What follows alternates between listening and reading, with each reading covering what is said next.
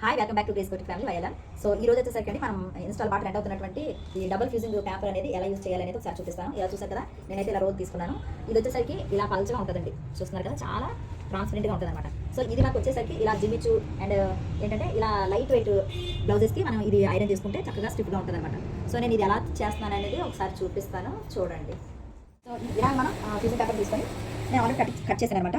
So ఎప్పుడైనా సరే stitching చేసేటప్పుడు గుర్తుపెట్టుకోండి, ఈ ఫ్యూజింగ్ పేపర్ ఎప్పుడు కూడా లైనింగ్ కంటే ఎక్కువ అయితే తీయదు. ఎందుకంటే ఐరన్ చేసేటప్పుడు ఇది ఐరన్ బాక్స్కి స్టిక్ అయిపోతుంది అనమాట, కరిగిపోయి. కాబట్టి ఇది ఎప్పుడు కూడా దీనికి ఈక్వల్ అయినా తీయండి, కొద్దిగా లోపలికైనా తీసుకోవచ్చు అనమాట. నేనైతే ఈక్వల్గా అయితే తీస్తాను. సో ఈక్వల్గా తీసి ఎలా ఐరన్ చేస్తాను అనేది ఒకసారి మీకు చూపిస్తాను, ఓకేనా.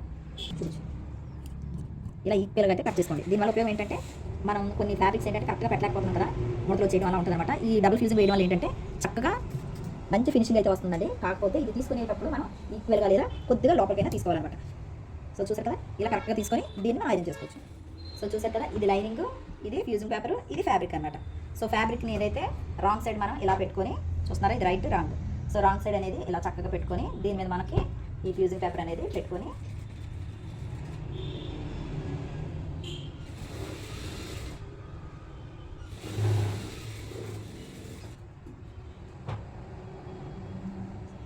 ఇది రైట్ సైడ్ స్టిచ్చింగ్ చేసేటప్పుడు బయటకు వచ్చేది అనమాట. రైట్ సైడ్, రాంగ్ సైడ్ నేను ఫ్యూజింగ్ పేపర్ పెట్టాను. దీని మీద వచ్చేసరికి లేయర్ మనం ఏదైతే తీసుకుంటామో లైనింగ్ అనేది పెట్టుకోవాలన్నమాట. సో ఎప్పుడైనా సరే లైనింగ్కి కరెక్ట్గా ఈక్వల్గా ఉండేలా మాత్రమే ఫ్యూజింగ్ పేపర్ తీసుకోండి. లేదంటే ఆ ఎక్స్ట్రా ఉన్నది కరిగిపోయి మనకి బాక్స్ హీట్ వల్ల బాక్స్కి అంటిపోద్ది అనమాట. సో చూసారు కదా, ఇది వచ్చేసరికి ఏంటంటే స్ట్రీమ్ ఐరన్. దీనికి స్ట్రీమ్ ఐరన్ అయితే యూజ్ చేయకండి. స్ట్రీమ్ ఐరన్ యూజ్ చేస్తే ఇది కరెక్ట్గా సెట్ అవుతుంది అనమాట. సో కాబట్టి ఏంటంటే నేను ఎలా చేస్తానో చూడండి ఒకసారి. ఇలా కుట్టడం వల్ల ఇలా ఫ్యాబ్రిక్స్ అన్ని కూడా స్టిచ్చింగ్ అనేది చాలా ఫినిషింగ్ అనేది నీట్గా వస్తుంది.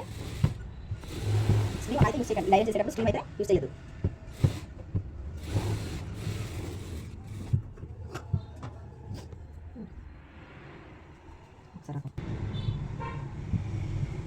ఇక మళ్ళీ ఇలా అరేంజ్ చేసుకోవడానికి ఎడ్డు స్టిచెస్ అయితే వేసుకోవాల్సిన పర్లేదు. టైలర్స్ కూడా చక్కగా స్టిచ్చింగ్ చేసేటప్పుడు ఈజీగా స్టిచెస్ వేసుకోవచ్చు అనమాట. సో చూస్తున్నారు కదా, ఫ్యాబ్రిక్ అయితే ముడత రాదు. ఎడ్జెస్లో మళ్ళీ లైనింగ్ అండ్ ఫ్యాబ్రిక్ కలిపి స్టిచ్చింగ్ చేసుకోవాల్సిన పని ఉండదు. తర్వాత స్టిచ్చింగ్ అనేది కూడా పర్ఫెక్ట్గా వస్తుంది, ఫిట్నెస్ అనేది కూడా చాలా చక్కగా అయితే వస్తుంది అనమాట.